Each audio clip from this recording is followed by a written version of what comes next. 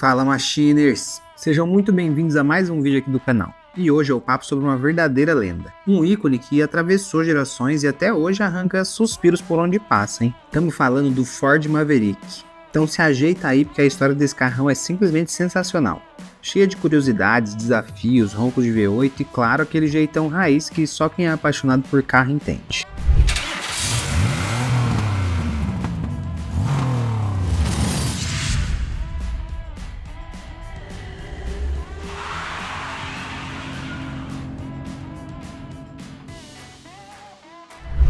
O Maverick é muito mais do que só um carro. Na real, ele é um baita símbolo de uma época, de uma geração que queria desempenho, estilo e, claro, muita liberdade. Ele nasceu nos Estados Unidos, mas logo ganhou vida também aqui no Brasil.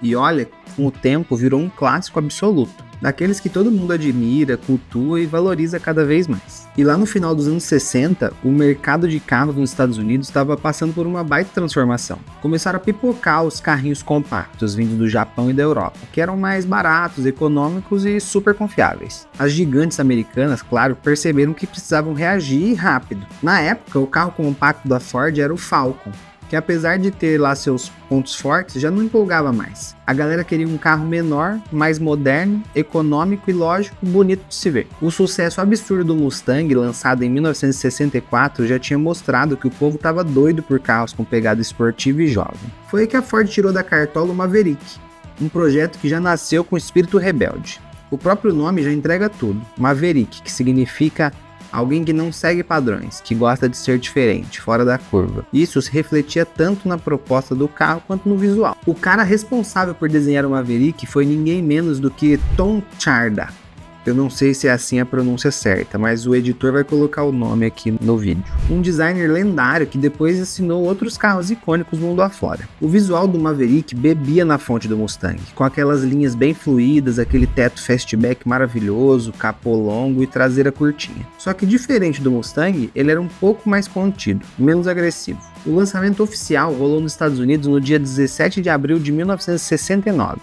Exatamente 5 anos depois do Mustang, e isso foi totalmente proposital. A ideia da Ford era justamente surfar na onda do sucesso do Pony Car, e para não deixar dúvidas de que era para vender muito, ele chegou com um preço super competitivo.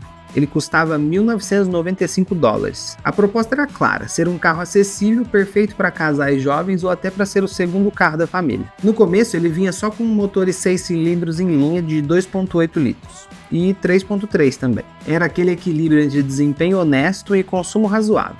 Pelo menos para os padrões americanos, né? E não deu outra, foi sucesso na certa. No primeiro ano, o Maverick vendeu simplesmente 579 mil unidades, superando até os números iniciais do Mustang. Rapidinho surgiram versões mais estilosas, tipo o Grabber, com uma pegada mais esportiva, e o Sprint. E também rolou o Mercury Comet, que praticamente era um Maverick, só que mais chique, com os detalhes mais refinados. E lá nos Estados Unidos, o Maverick seguiu firme até 1977, quando por conta da crise do petróleo e da procura por carros menores e mais econômicos, ele saiu da cena, dando lugar ao Farmall e outros modelos da época também. E como que começou a história dele no Brasil? Como que aconteceu? Aqui no Brasil a história teve um outro rumo. Lá em 67 a Ford comprou a Willys Overland do Brasil, que fazia clássicos como o Aero Willys, Itamaraty e o novíssimo Corcel, que na real era fruto de uma parceria antiga da Willys com a Renault. Só que vamos ser sinceros, esses modelos da Willys já estavam bem datados. Eram baseados em projetos dos anos 40 e 50 e frente à concorrência já estavam começando a ficar para trás. E aí a Chevrolet, por exemplo, tinha lançado em 68 o Opala, que chegou chutando a porta e dominou fácil o mercado dos sedãs médios de luxo aqui no Brasil. Aí é claro que a Ford não podia ficar olhando de braços cruzados, né?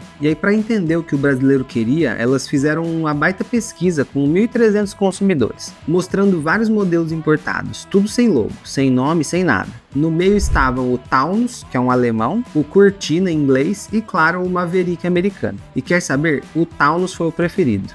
O design era moderno, a suspensão traseira era independente, um show. Mas aí veio o problema: o custo para adaptar esse carro no Brasil. Principalmente por conta da suspensão sofisticada e do motor meio pequeno para os padrões daqui. Ficava simplesmente inviável. A solução foi apostar no Maverick, que tinha uma plataforma robusta, espaço no cofre para colocar motor maior e de quebra demandava bem menos investimento para a produção local. Só para você ter ideia, a escolha pelo Maverick economizou para a Ford cerca de 70 milhões de dólares em investimentos. É grana, hein? Só que aí que é o lance. Adaptar o Maverick para o Brasil não foi moleza, não.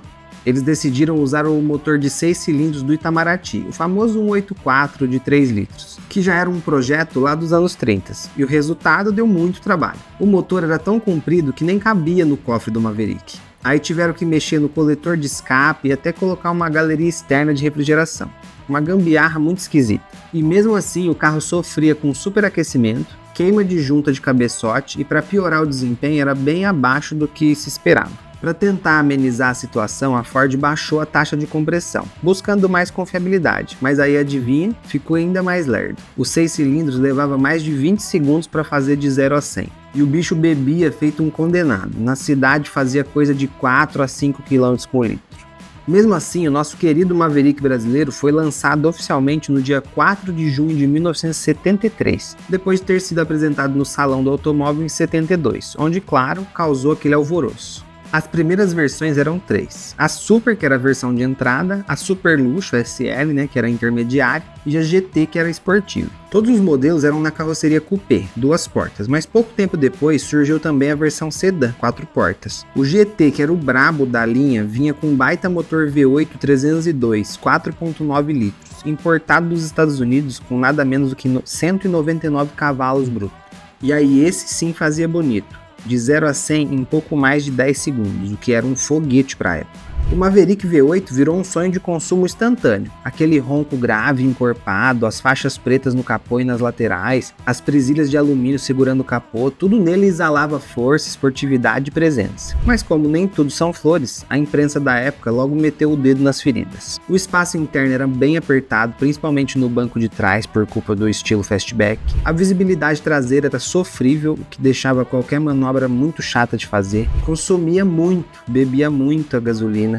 E isso valia tanto para os 6 cilindros quanto para o V8, óbvio. E o motor 6 cilindros herdado da Willys foi super criticado pelo desempenho fraco e ainda mais considerando o peso do carro. E para piorar, o brasileiro sempre curtiu mais carro de 2 portas, As versões sedã até eram mais práticas, mas passaram batidas, ninguém dava muita bola para elas. Aí em 75 rolou um divisor de águas, a Ford abriu sua fábrica de motores em Taubaté, e com isso trouxe uma baita atualização para o Maverick brasileiro, o moderníssimo motor 2,3 litros OHC, um comando no cabeçote e correia dentada, muito mais moderno, eficiente e confiável.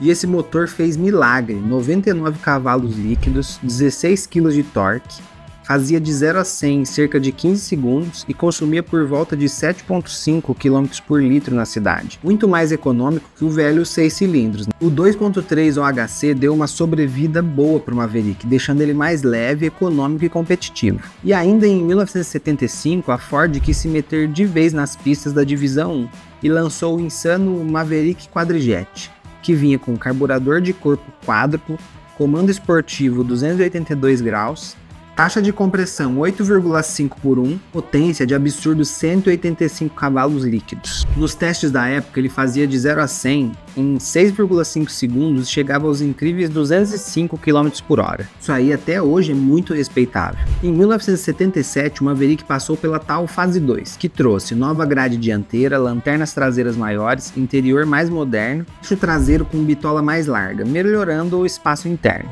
e a suspensão recalibrada para os pneus radiais. E ainda apareceu a versão LDO, luxuosa decoração opcional, que vinha mais caprichada no acabamento e até podia ter câmbio automático de 3 marchas no assoalho. Para economizar, até o Maverick GT passou a sair de série com o motor 2.3 OHC, e o V8 virou opcional. A produção nacional do Maverick chegou ao fim em 1979, depois de 108.106 unidades feitas. Nos Estados Unidos, ele já tinha se despedido 2 anos antes, com mais de 2,2 milhões de unidades vendidas. Hoje o Maverick é rei nos encontros de carros antigos, arrancadas e eventos de muscle car. Os modelos com motor V8, principalmente nas versões GT ou LDO, são muito valorizados. E se tiver em estado impecável, não é difícil achar um passando fácil dos 150 mil reais, não. O Ford Maverick é mais que um carro. Ele é história, é cultura, é paixão sobre rodas. E continua arrancando sorrisos, olhares e, claro, aquele respeito quando ele aparece acelerando por aí. E a história não acabou, não. Achou que depois de 1979 o nome Maverick ia sumir? Que nada, a saudade ficou. E a Ford resolveu trazer o nome de volta.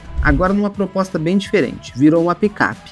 coisa que não agradou muita gente não. Lá nos Estados Unidos, Maverick significa uma pessoa fora dos padrões, mente aberta, que gosta de viver novas experiências.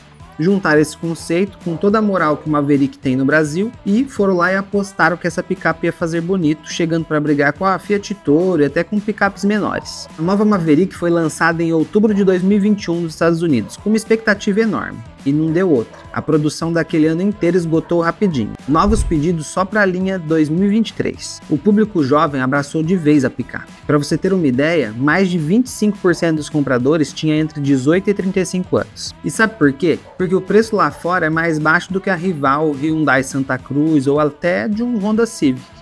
Começava em 19.995 dólares, coisa de 103 mil reais, mais ou menos. O Brasil foi um dos primeiros países fora da América do Norte a receber a nova Maverick, que por lá já tinha sido até eleita a picape do ano. Só que aqui ela chegou diferente, só na versão Lariat FX4, que é a topo de linha e com preço que parte de 239.990.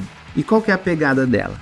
Segundo o diretor de marketing da Ford América do Sul, Marcel Bueno, a Maverick é para quem quer a robustez e versatilidade de uma picape, mas sem abrir mão do conforto de um SUV e da dirigibilidade de um sedã premium. Tudo isso com aquele DNA bruto das picapes Ford raça forte. É líder no mundo todo.